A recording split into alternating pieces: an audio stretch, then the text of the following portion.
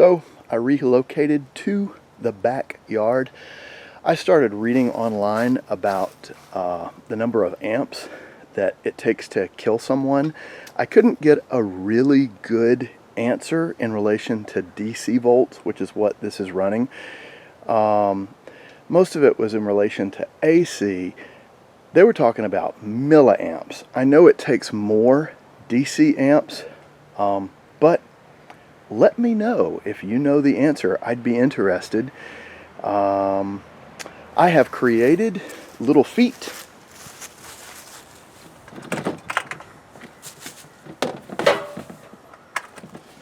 for the bottom of the rebar, just in case it happens to touch the tank. That way it won't short out.